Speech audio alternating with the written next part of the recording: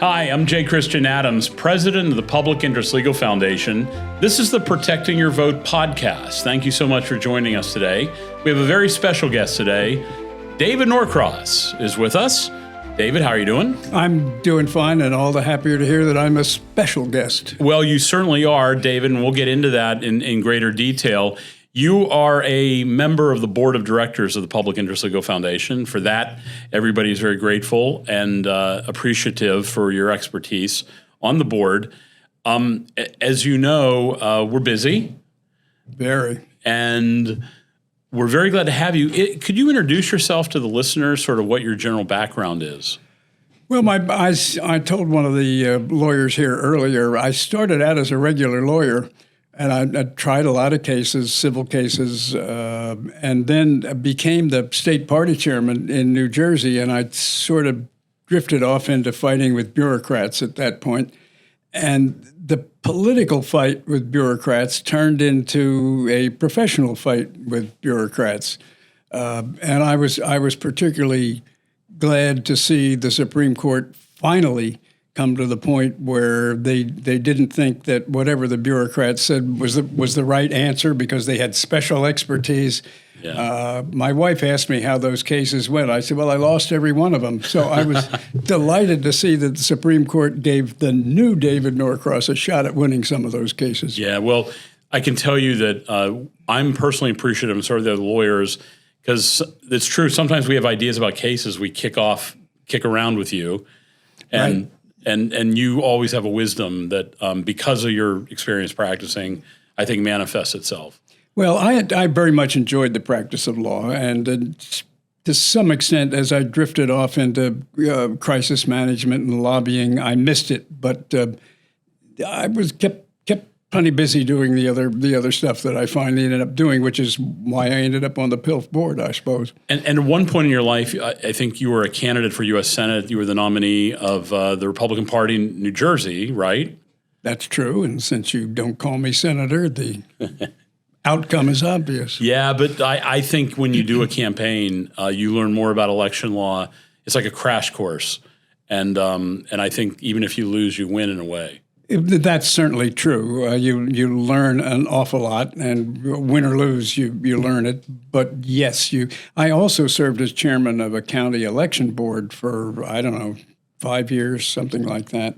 So I've done elections as a litigator, as an appointee of redistricting boards, as a candidate. I've kind of been all over the map. So with that perspective, what are your thoughts about kind of where America is today and where we are with the conservative movement? You know, you've been there a long time, involved, not just as a bystander.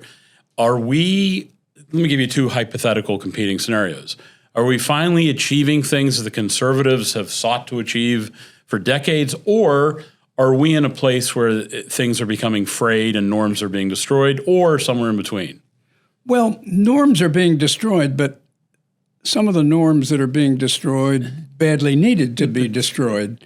And I'm grateful that President Trump's got the will to do those things, because reversing trends of, 40 years can't be done quietly with reasoned arguments. You've really got to break some crockery and get into the shop and throw things around, and he's willing to do that.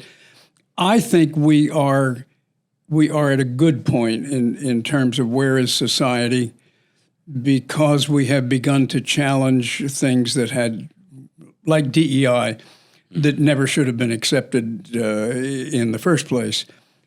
On the other hand, it is true that some steps are being taken which are worrisome. I think it's absolutely right to try to take care of the District of Columbia, but I also understand that that's a bold move that may not necessarily look all that good from certain aspects. But that's one of those things that really has to be done. Nobody else was doing it. So speaking of looking good from certain aspects, I just thought of this. We hadn't talked about this, so I'm going to hit you with out of the blue. What did you think of, maybe you didn't see it, but I'll bet you did.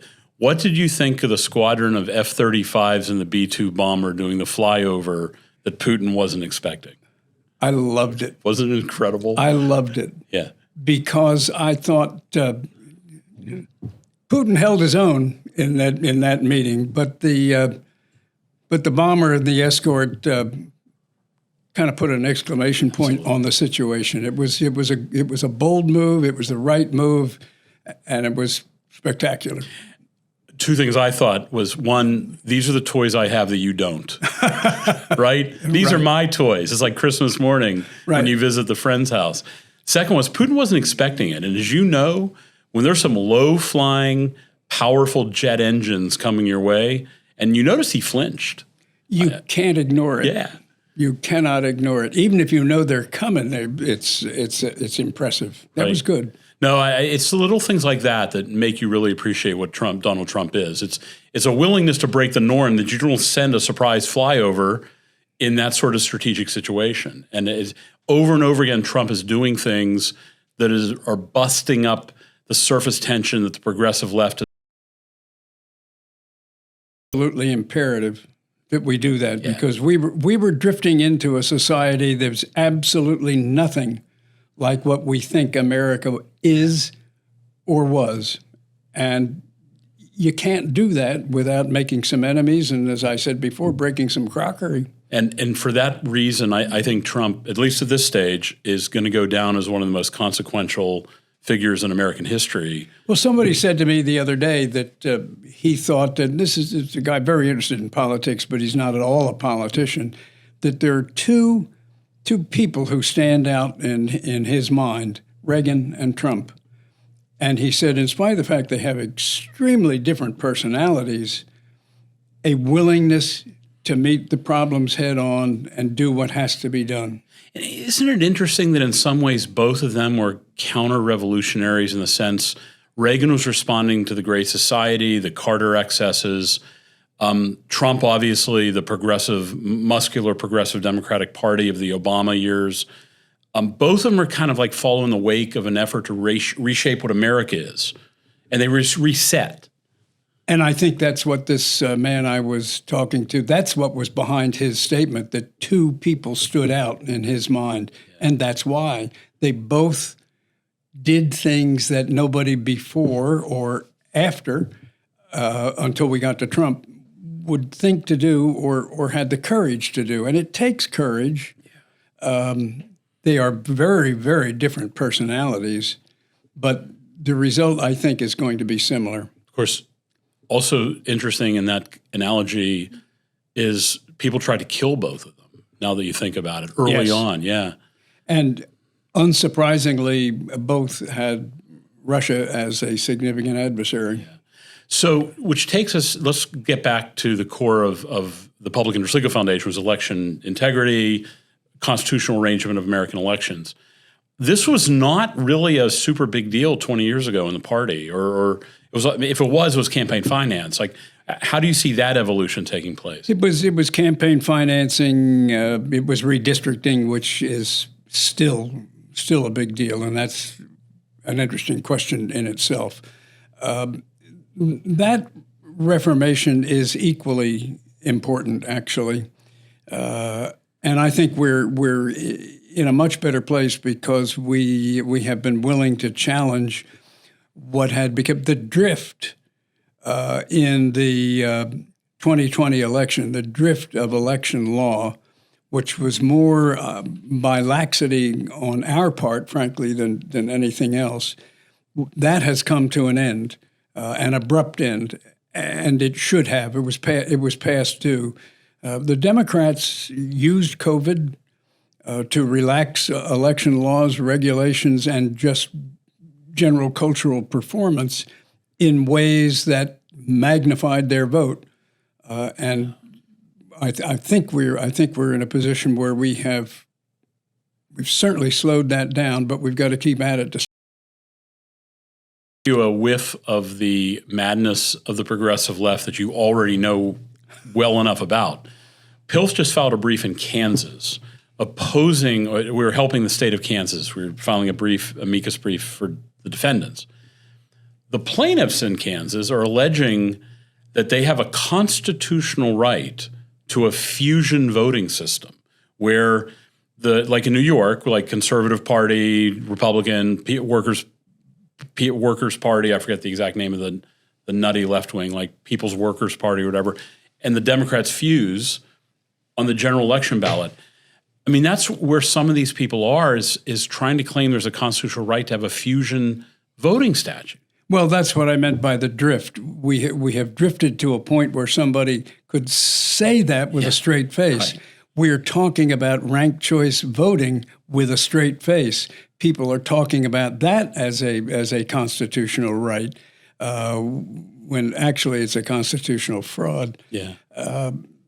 So, yeah, those are things where we've got to put up the barriers, because the drift was becoming more than a drift. The drift was becoming a cultural norm. Yeah. And to be able to say, as they're doing in Kansas, we have a right to fusion voting is ridiculous. It's almost as ridiculous as not recognizing that boys are boys and girls are girls. How about that? Which is probably what explains the craziness of the progressive left's drift. That shouldn't even be a controversy. Yeah. And if you want to know what fusion voting is, because I'll bet a lot of people are saying, what on earth are David Norcross and Christian Adams talking about? I think we're talking about food. Right. You can go to publicinterestslegal.org to learn about the Kansas brief and what we're doing there. But, another example, the last example that I'll give is the idea that ballots can keep rolling in the mail for weeks. And Public Interest Legal Foundation filed a case in North Dakota to try to stop that there. Our client didn't have standing.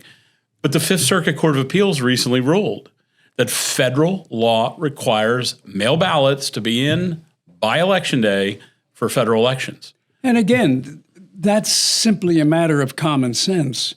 If you're going to protect ballot integrity, you can't have ballots drifting in 2 days, 3 days, 4 days, 5 days after. A rule is a rule. Abide by it. Get it done. When I was chairman of an election board, we had to have all the ballots that we were going to count in on Election Day. It's a simple rule. And for most people, it makes a great deal of sense. Well, David, you make a great deal of sense. It has been great to have you as a guest, David Norcross, who's on the board of the Public Interest Legal Foundation. I'm Christian Adams, also at the Public Interest Legal Foundation.